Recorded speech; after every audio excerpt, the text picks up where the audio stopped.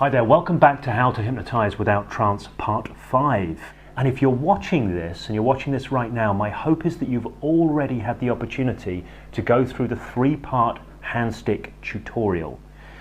If you haven't been able to do that, please do make sure that you go back and do that, because within those videos there's an awful lot of subtlety, an awful lot of nuance, an awful lot of bits and pieces that when you absorb them, when you take them into yourself and take them on board, will help you to become a really effective hypnotist. Now, one of the things I mentioned at the beginning of that video, of that 3-part tutorial, was that I was unable to get the setup filmed. That was something that was very, very difficult to film. But it's a very, very crucial part of the process. There's a tendency when people see hypnosis processes to think, well, you know, it's the actual process that counts. It's the words you say while you're setting up the loop. It's the words you say, the way you direct the person while you're actually taking them through the process. And that is absolutely crucial stuff. But the real place where success or failure is seeded is during the setup phase. How you draw somebody into the process, how you engineer buy-in, how you get them into doing it. And this is what I'm going to be talking about on this video. So let me hand you over to me and I will tell you all about how to set up a formal hypnosis session. What I want to do here is talk a bit about setting up hypnosis.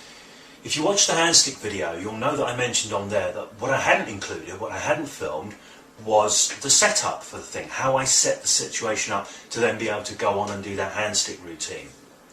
Now, the setup is absolutely crucial. It's an absolutely crucial part of the process because it's either going to set you up for success or it's going to set you up for failure. What you're really doing with this setup is setting the frames. You're setting all the big becauses around it.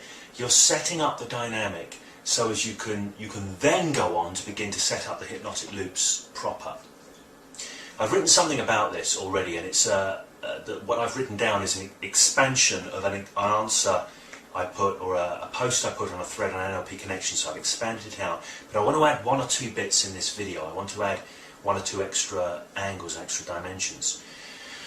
First thing I'm going to say here is every time you do hypnosis, you're likely to be in a different kind of context. This is true for me anyway. I do hypnosis across so many different contexts, and for this reason I think having a scripted pre-talk doesn't work. I think you need to be flexible about your approach, and for this reason I keep certain principles in mind, certain things that I want to make happen.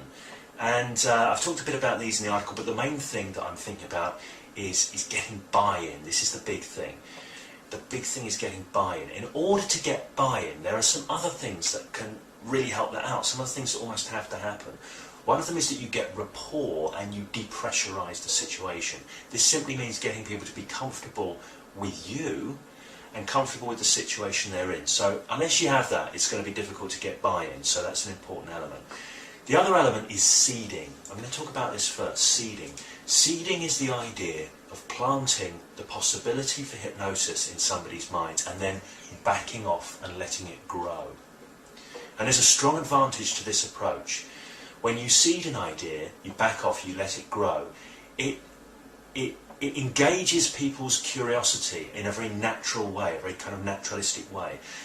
And you're setting up the conditions whereby they become curious about hypnosis and what that might be like. So they start to wonder what it would be like for you to hypnotize them. And this is the seed that grows into them wanting to be hypnotized by you. This is a really, really big thing. You will get much better results from people if they want to be hypnotized by you rather than you wanting to hypnotize them. So anything that you can do to flip that dynamic round and have it so they want that from you is powerful. And seeding is a really powerful way of doing this. I'll give you a couple of examples in different contexts. I do a lot of work for a local college, further education college. They have me in to do talks, motivational talks for 17, 18-year-old behaviourally challenged kids. At the beginning I will often mention I'm a hypnotherapist, and then I don't really say anything more about that. Usually, when I ask if there are any questions at the end, the thing that they want to ask about is the hypnosis, and I will get asked, you know, are you going to do any hypnosis? Are you going to hypnotise us? So I've set that up in that context, and I will often do it. And it can be a very powerful thing. They will remember they will remember that that talk that I've given if some hypnosis has taken place at the end. So there's one example. Another example in a different context is often when I go out performing, I'll go up to people and say, "Hey guys, how's it going? My name is James.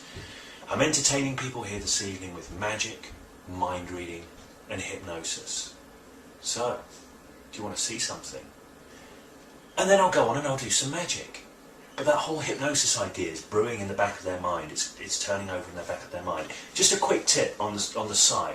When you say the word hypnosis, when you first seed it, watch for people's reactions. Look for people's reactions. You'll get different kinds of reactions. Some people will almost recoil away, and some people will lean in, fascinated, and some people will just won't seem to respond at all.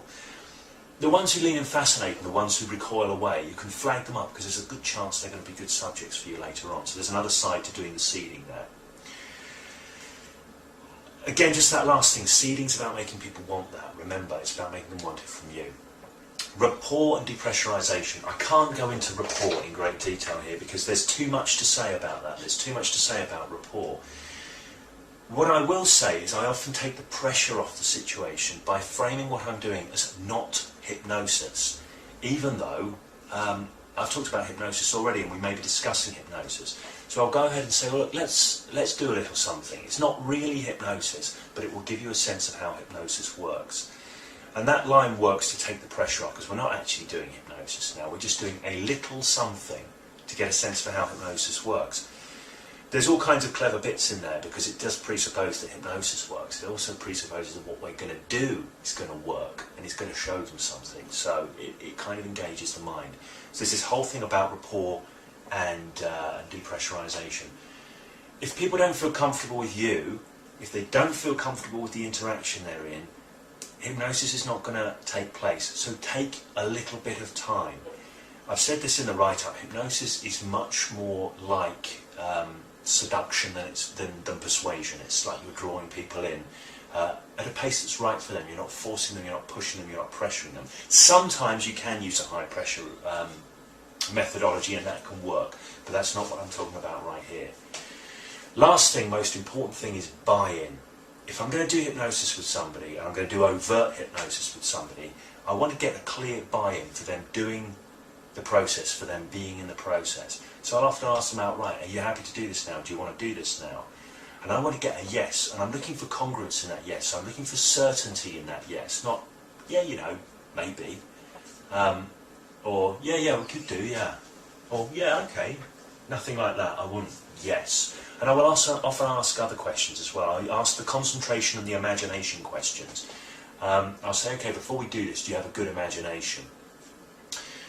They may or may not say yes to that, but if they say yes emphatically, I know they're keen to do it. If they say, well, I don't know, I'll say, would you like to have a good imagination? And I'm looking for a yes, another congruent, absolute, certain yes at that point. So I'm using the imagination question not only to set up the idea that they're going to be using their imagination, but to get congruent yeses for this buy-in, to flag this buy-in. The other element to that is, I'll then go on to ask the concentration question. Can you concentrate? Well, how about concentration? Are you good at concentrating?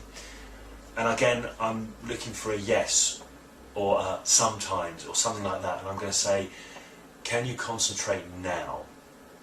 If they say, well, I'll give it a go, and I'll say, okay, in order for this to work, you really do need to be able to concentrate. So being aware of the context you're in, are you able to do that 100%, give that 100% your concentration?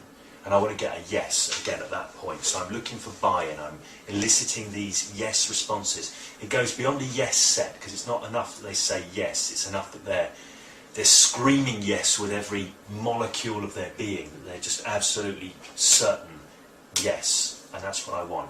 When you get that yes verbalised as well, people will tend to go along with you in the process. It's one of Cialdini's laws. If you've read Robert Cialdini's book, The Psychology of Influence, it's one of Cialdini's laws, that of consistency, that people want to be consistent with what they've already stated, what they agreed with. So once you've had somebody verbalise that buy-in, they will tend to be consistent and go along with you in the process.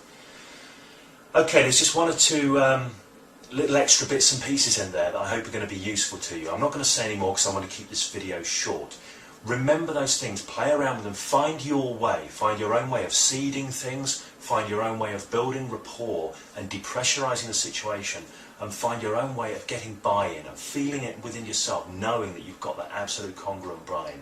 If you can get all that stuff in there, however you do your setup, it's going to be so much more effective. Trust me on that one. So go out, play around with that, and please do give me any feedback. Let me know how it works out for you.